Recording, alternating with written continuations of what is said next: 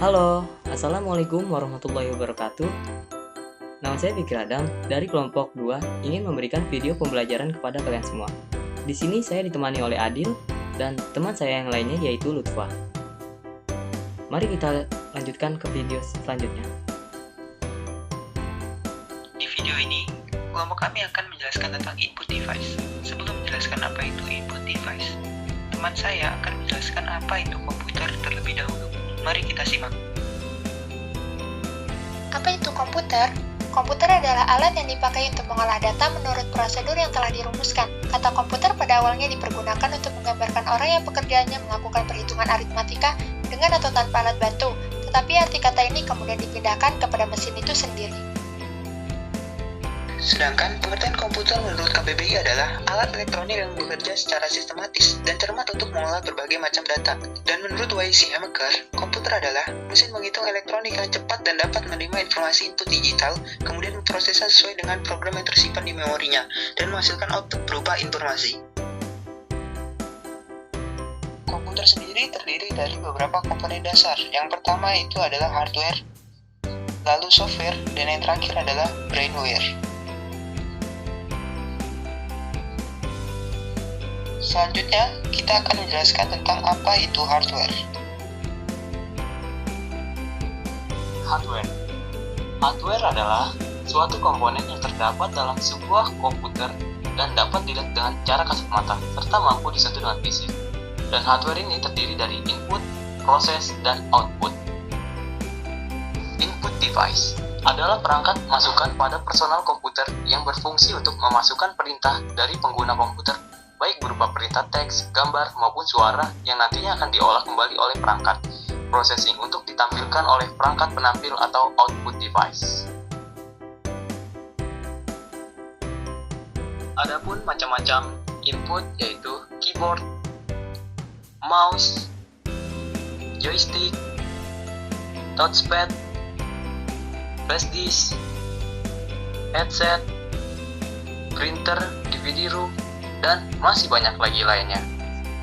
Adapun input device selanjutnya adalah keyboard. Adalah alat yang digunakan untuk memasukkan data berupa huruf, angka, dan simbol, serta melakukan perintah-perintah pada komputer. Adapun macam-macam keyboard adalah QWERTY, Glockenberg, Dvorak, Maltron, One Hand, Virtual, dan masih banyak lagi lainnya. Keyboard yang pertama yaitu adalah QWERTY. Jenis ini pertama kali dibentuk Scholz dan teman-temannya pada tahun 1878. Dulu standar mesin ketik komersial bergantung pada jenis ini dan sampai saat ini masih digunakan. Keyboard jenis ini berfungsi untuk pengetikan standar dan termasuk jenis yang umum. Selanjutnya Glockenberg. Keyboard ini diciptakan untuk menyempurnakan keyboard QWERTY dengan memisahkan kedua sisi keyboard kanan dan kiri dengan sudut 15 derajat dan mengarah miring ke bawah. Keyboard ini berfungsi untuk mengurangi beban pada otot tangan. Yang ketiga yaitu Maltron. Berbeda dengan keyboard pada umumnya, Maltron dibentuk agak cekung ke dalam agar jari-jari penggunanya tidak dalam posisi lurus. Jenis keyboard ini berfungsi memberikan kenyamanan untuk jari tangan. Keempat yaitu one-handed. Keyboard one-handed atau satu tangan ini dibentuk khusus bagi gamers. Keuntungannya adalah tidak memakan wilayah meja yang luas serta respon ketikan yang tinggi. Jenis ini berfungsi untuk mempermudah bermain game FPS. Yaitu virtual. Keyboard virtual adalah komponen perangkat lunak yang memungkinkan input karakter tanpa perlu tombol fisik. Yang tidak disukai dari keyboard ini adalah daya ketik yang kurang nyaman karena berlandaskan meja. Keyboard ini berfungsi untuk memudahkan pengetikan di berbagai tempat. Mouse adalah perangkat keras yang berukuran kecil dan mudah digenggam yang umumnya memiliki dua tombol dan sebuah bola atau laser di bawahnya untuk menggerakkan kursor pointer. Fungsi mouse adalah untuk menggerakkan kursor, melakukan scroll pada mouse jenis tertentu di mana keduanya akan membuat komputer bisa menjalankan perintah yang diinginkan pengguna. Macam-macam mouse yaitu mechanical mouse, USB mouse, optical mouse, dan wireless mouse. Mechanical mouse ini mempunyai komponen yang mirip sekali dengan bola pada bagian bawahnya. Bagian ini bisa bergerak ke segala arah. Ketika bola digerakkan, maka sensor yang terdapat di dalam mouse akan mendeteksi arah pergerakan bola. Selain itu, bola ini juga mampu membantu mengisyaratkan ke monitor dengan gerak yang sama. Kelebihan dan kekurangan dari mechanical mouse. Kelebihannya, harga murah dan awet karena kerusakannya rata-rata hanya karena bola yang kotor. Kekurangannya, mouse menjadi lebih berat karena adanya bola dan kurangnya sensitivitas pergerakan kursor pada komputer.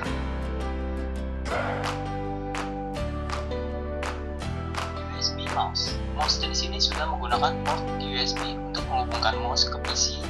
Mouse ini pertama kali diproduksi pada tahun 90-an.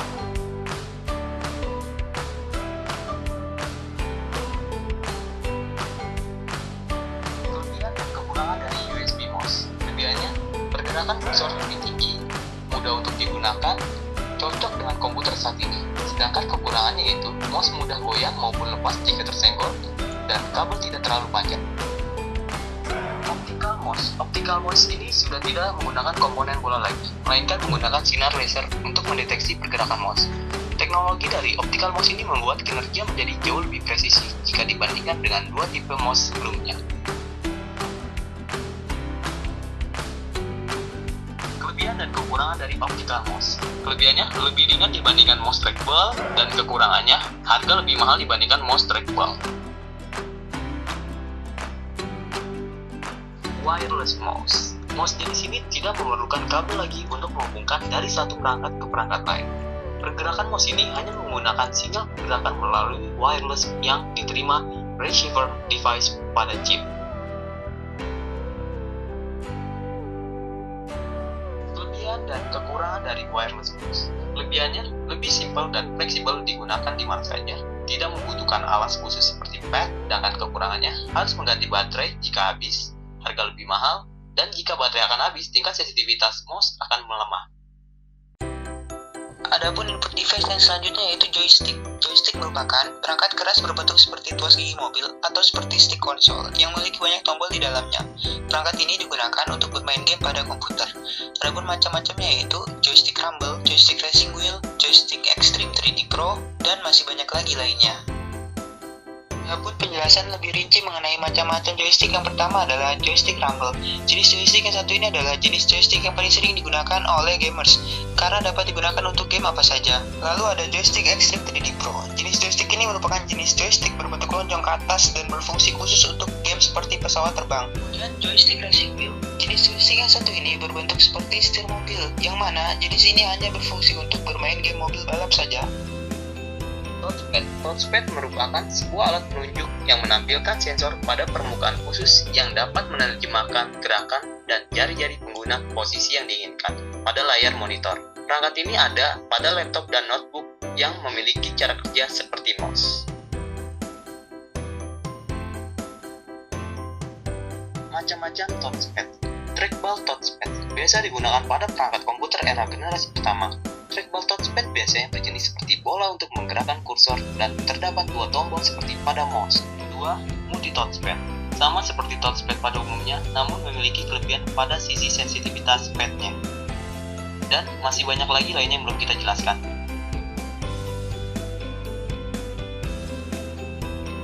Flash disk.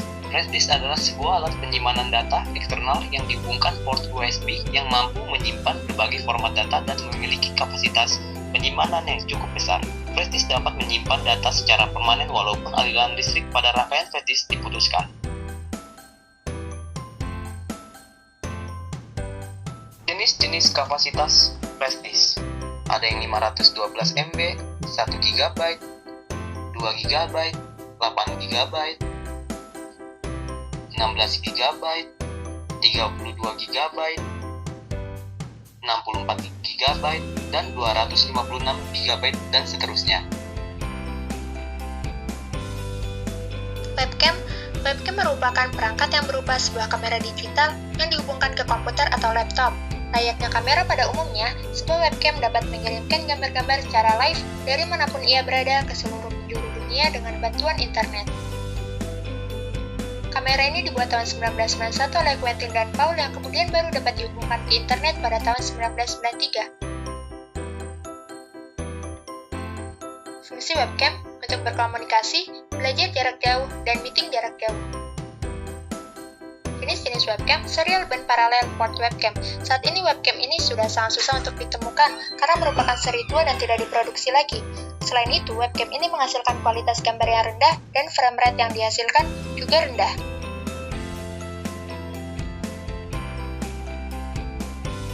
USB webcam. Webcam ini adalah webcam yang cocok untuk pengguna baru, di mana untuk menggunakannya, seseorang hanya perlu menghubungkan USB tanpa harus mematikan komputer. Namun, sistem operasi yang dimiliki komputer haruslah mendukung dengan fasilitas USB. Firmware and Card-Based Webcam.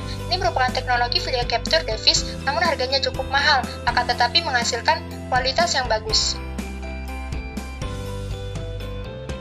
Network and Wireless Camera. Webcam ini adalah jenis webcam yang bisa dihubungkan dengan jaringan modem, sehingga untuk melakukan transfer tidak memerlukan kabel lagi. Bahkan webcam ini tidak memerlukan komputer untuk bisa mendapatkan gambar karena bisa menggunakan modem untuk mentransfer gambar yang didapatkannya. Device yang terakhir yaitu adalah CD atau DVD-ROM.